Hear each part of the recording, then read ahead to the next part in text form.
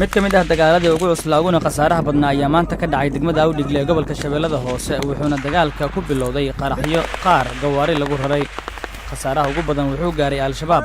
oo weerarka ku qaaday Awdhigle oo maalmo ka hor awood looga saaray sidoo kale waxaa jira dhimasho iyo dhaawac gaaray askar ka tirsan militariga Soomaaliya iyo sidoo kale Gacal Cabdulle oo ahaa wariye ka tirsan idaacadda ciidamada qalabka sida ee Soomaaliya KNN ayaa xogta ku heshay in al-shabaab ay dagaalka iyo qaraxyada daqiiqada ka hor ay direen nin oday ah oo gaaray halka ay joogaan askarta xoogga dalka ee Awdhigle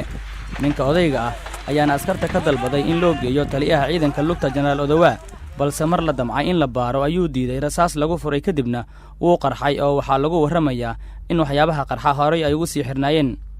intaas kadib waxaa goobta lagu weeraray ilaa 6 gaari oo qaraxyo ku rarnaayeen iyo sidoo kale xubno dagaal toos ah ku qaaday al-shabaab waxaa halkaasi looga dilay in ka badan 50 xubnood oo dagaalamayaashoodii ahaa sida aan xogta ku helayno iyadoona sidoo kale ay jiraan in ka badan 10 kale oo nolol lagu qabtay mid ka mid ah gawaarida qaraxyada ee al-shabaab ayaana gaaray xerada halka inta kale sida wararka aan ku xaqiijinay ay sheegayaan in banaanka xerada ciidanka militariga lagu qarxiyay gawaaridooda maamulka gobolka oo aan la xiriirnay waa kan Shabeellada Hoose waxay noo sheegeen in haatan ay xaaladdu tahay mid degan isla markaana aysan jirin wax burbur ah oo gaaray buundada degmada Awdhigle dhanka al-shabaab waxay sheegteen in ay la wareegeen degmada Awdhigle kuna dileen askar diidan waa askar badan waxaa diyaarad gaar ah Muqdisho looga diray in ay soo qaado askarta dhaawaca ah oo tiro ahaan lagu waramayo in ay ku dhawaad 10 qof yihiin iyo sidoo kale intii halkaasi ku dhimatay oo 5 qof ku dhawaad iyaguna ah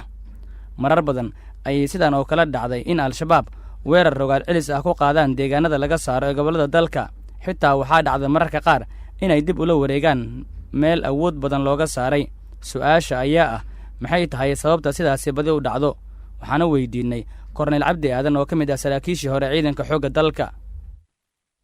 laakiin haddii inta la baxo oo ciidan baxo oo weerar qaado oo meel qabsado oo markuu meesha qabsado kadibna la kala dhigto badanaa sidaas bay u badan tahay waxyaabaha meelaha ka dhacayo marka taas ayaa keeni karta waxayna u baahan tahay maaragtay in maaragtay focuska loo saaro qabiirada arrimahaas in lagala tasto oo baleenka ay soo dejiyaan la qaato mararka qaarkood waxaa dhici karta wixii la soo saara ama la sheego inaan la qaadanin oo ninka markaas meesha qofka xakumo oo iskiisa oo kale soo baxay oo isticmaalo ama ciidamadu inay iska kala tagaan oo magaalooyinka iyo soo laabtaan marka waxyaabahaas baa u baahan ilaalis magaca wallaahi marka ciidan meel fadhiyo sidiisaba haddii uu meesha iska fadhiyo oona ilaalo dheeraadana uu samaynin saxamad tiro badan oo aaggaas ka baxsanna aan la samaynin 24 saac iyo roobda joogta ee haddii aan la samaynin qofka meesha fadhiyo baa loogu imaanayaa waxaana lagu mataqaanaa badbaadi karaa in sahan dheeraada ilaalo dheeraada